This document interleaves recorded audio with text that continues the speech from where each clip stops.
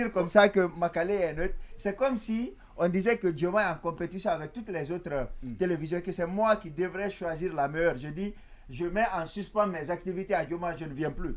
Mais on se moque de qui là? Je travaille quand même pour Dioma. Makale, elle a beau dire qu'elle a suspendu ses activités, elle a quand même des intérêts dans ce parti-là. Après tout ça, elle va revenir.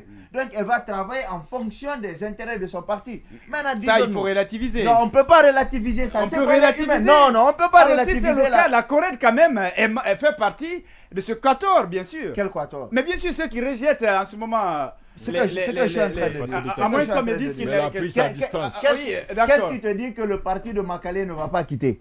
Qu'est-ce qui te dit qu'en fonction d'un certain nombre de choses... Moi, je dis qu'on aurait pu choisir une autre personne. Quand on prend Adjaye Chaba, qu'on me dise qu'elle est neutre, politiquement, elle n'a pas fait de politique. Mais aujourd'hui, elle travaille pour le CNRD. Non. Il faut arrêter ça. Elle travaille pour le CNRD, elle est conseillère. Tu peux travailler dans le privé et être membre de conseil d'administration d'une entité parce que vous êtes choisi par des entités. Il faut sortir de ce débat. Dire que quelqu'un a été nommé par décret, quelqu'un a été nommé par décret. Allez, on y va. Terna, on va laisser les autres aussi évoluer. Oui, non, on va le laisser. Non, tu as épuisé son temps d'antenne. Oui, mais on va le laisser. Oui, tu as épuisé. Il faut noter. Oui, tu vas noter. On fait un sérieux amalgame dans ce pays. D'accord, mais tu vas noter. Il va noter. Il va noter. Oui, allez, vraiment. Il va noter. On y va. Oui, d'accord, il va noter. Oui. Très bien, on y va. Allez, on y va, oui, d'accord. Merci, Mboué. Ce que je suis en train de dire, c'est qu'on connaît comment ça fonctionne dans ce pays. Et comment ça fonctionne? Le fait qu'elle ait préjugés. Non, c'est pas des préjugés, c'est un constat. Absolument. C'est un constat.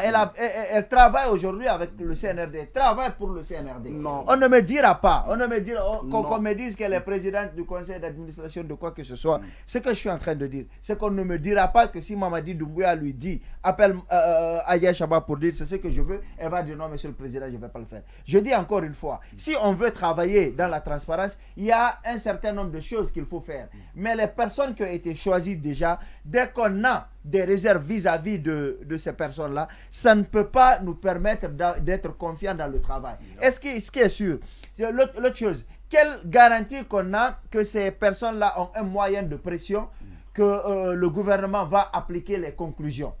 Quelle garantie on a? Parce que je me dis, prendre ces personnes-là... On ne peut aussi pas dire avec certitude que le gouvernement aussi ne va pas appliquer les recommandations justement de ce dialogue. Non, justement, il a... le gouvernement et le CNRD ont suffisamment... Non, ce n'est pas des suppositions. D'accord, très bien. Le gouvernement et le CNRD ont montré suffisamment qu'ils n'ont aucune envie qu'on sorte de cette transition. Ah ouais. Mais ils ont montré, ça fait un an qu'on est là. Qu'est-ce qui a été fait? Et les politiques les encouragent. Non, les politiques ne les encouragent pas. Je rappelle que les politiques, tous, à l'exception du RPG à un moment donné, avaient souscrit au coup d'État et ont dit qu'ils étaient prêts à accompagner Mamadi Doumbouya. On se rappelle que pour le rencontrer, ils ont même accepté de monter des bus dans des bus avec une liste telle des élèves. Ils ont accepté beaucoup de choses. Aujourd'hui, ils ont compris qu'il n'y a pas de volonté d'aller. Je dis encore une fois que Mamadi Doumbouya est suffisamment intelligent et tire les leçons du passé de Redis. Il n'est pas en train de dire qu'il sera candidat. Mais à ce rythme-là, on va faire 2 ans, 3 ans, il n'a rien fait. 4 ans, c'est déjà un mandat présidentiel. Donc je dis que les politiques ont compris. Et ils ne vont pas accepter de cautionner à chaque fois ceci. Qu'est-ce qui empêche qu'on aille à un dialogue véritable? Quand vous appelez le médiateur, le facilitateur de la CEDEAO, vous avez vu quand il est arrivé, toutes les difficultés du monde qu'il a eu pour rencontrer une certaine classe politique, juste les rencontrer pour écouter leurs revendications. Je dis aujourd'hui que cette classe politique a raison de refuser d'aller à ces négociations parce qu'il ne faut pas donner le bâton pour se faire battre. S'ils partent à ces négociations dans le format actuel, c'est justement pour légitimer les décisions qui seront prises de façon unilatérale et qui leur seront imposées. On va leur attribuer la paternité de ces décisions parce qu'ils ont participé à un semblant de dialogue. Est-ce que vous voulez aller à un dialogue, allez à un dialogue sincère ou ne partez pas du tout. Et dans le cas actuel, c'est ce qu'ils ont fait. Très bien, oui. Avant l'administrateur du site, investigateur Mfali, on va donner la parole d'abord à mon cher ami Moustapha. Oui, Kalou. Au fait, vraiment, tout ce que nous vivons, c'est regrettable parce qu'il y a une crise de confiance entre les acteurs à Guinée. Ça n'a pas commencé aujourd'hui. C'est clair. Maintenant, on va recentrer le débat sur le choix de ces facilitateurs ou facilitatrices. Moi, j'ai l'impression que soit les deux, quand ils ne se comprennent pas, ou il y a une mauvaise foi, quelque part, pourquoi ils ne se comprennent pas. Je crois que ce n'est pas les facilitateurs en tant que tels qui posent problème, mais le choix. C'est-à-dire que tout ce qui a été reproché au CNRD, ils n'ont pas tiré les leçons. C'est-à-dire que c'est sa posture unilatérale à vouloir imposer les choses sur les autres. Je crois que peut-être ils n'ont pas compris ou ils ne veulent pas corriger ça. Ils sont dans la logique de dire toujours c'est nous qui avons pris le pouvoir, c'est à nous, c'est nous les maîtres de jeu. On est allé à la mort et donc sinon c'était bien d'instituer un décret qui pouvait pour choisir les facilitatrices. Il était aussi très pertinent et intelligent de mettre dans ce décret les partis vont proposer leurs représentants, c'est-à-dire qu'une partie pour les partis, un pour les partis politiques, un pour le CNRD, un pour la société civile. Je crois que c'était la meilleure façon. Donc encore une fois, maintenant on est devant un fait accompli. Et d'autant plus qu'il y a une personne qui ne fait pas l'unanimité. On dit que Makale, elle est contestée, ça c'est vrai. On dit qu'elle n'est pas... moi, le problème, c'est qu'il faut que Dr Makale, de sa conscience, pour ne pas qu'elle soit un facteur de blocage, qu'elle prenne conscience, qu'elle démissionne. Je crois que c'est une bonne chose.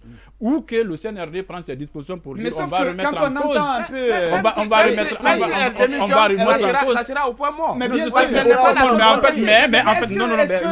Elle n'est pas la seule contestée. Est-ce que le mieux alors, c'est de ne pas dire que, c'est de dire par exemple, c'est pas de dire par exemple que ces 3 facilitateurs vont représenter le CNRD ou le gouvernement et les autres entités déjà il y a un décret. Choisissent il va falloir modifier. Déjà, il y a des représentants du CNRD. Il va falloir une personne. Bien, d'accord. Pour le bonheur, pour qu'on sorte vraiment de cette transition-là, il faut c'est la mauvaise foi. Bien. Ou que les partis politiques, pour dire, voilà, dans une négociation, on ne peut pas être satisfait sur tous les points. Ils ferment les jeux, cette fois-ci, on va leur faire confiance. Avançons. Mais moi, je crois que le vrai problème que le CNRD n'a pas compris ou ne veut pas comprendre, c'est que c'est sa posture unilatérale qui choque les autres. Je crois que dans une transition, la légitimité d'un pouvoir transitionnel, c'est le fait que les autres participent. Il faut qu'on le comprenne. Donc moi, je pense qu'il va falloir revoir le décret, et soit que Dr Makale, parce que c'est elle qui est la principale source de discorde, qu'elle démissionne. Voilà. D'accord. Je sais que Mamadou Lamine Bari du groupe Évasion suit justement cette émission et il n'est probablement pas d'accord. Oui, Mfali, avant les autres. Oui, il faut dire qu'on est dans une situation d'éternel recommencement puisque les autres ont déjà expliqué un peu comment est-ce que le premier et le second cadre de dialogue ont été initiés. Je pense que aujourd'hui le CNRD doit tirer des enseignements des précédents cadres de dialogue qui ont échoué. Si aujourd'hui on se retrouve encore pour parler de ce cadre de dialogue, il y avait quand même avoir le cheminement à suivre, même si la volonté est là. Et même cette volonté, je pense qu'il faut la relativiser, puisqu'on a vu le dernier cadre de dialogue, le décret a été pris à quelques jours, je crois, du sommet qui s'est tenu, de la CEDEAO qui s'est tenu du côté des États-Unis. Beaucoup ont vu donc des calculs derrière. Est-ce que ce n'était pas pour venir convaincre la communauté internationale? Mais si cela est fait aujourd'hui, je crois que il y avait une sorte de pédagogie dans la démarche notamment du président du cadre de dialogue, le Premier ministre. Au lieu de chercher à désigner des facilitatrices, moi à mon avis, il devrait d'abord commencer par organiser une réunion où il allait conférer avec toutes les coalitions politiques pour leur demander non seulement sur le format, mais aussi le contenu du cadre de dialogue, puisque les précédents cadres ont échoué. On me fait signe qu'il faudrait qu'on marque une pause, le temps pour nous de penser à nos...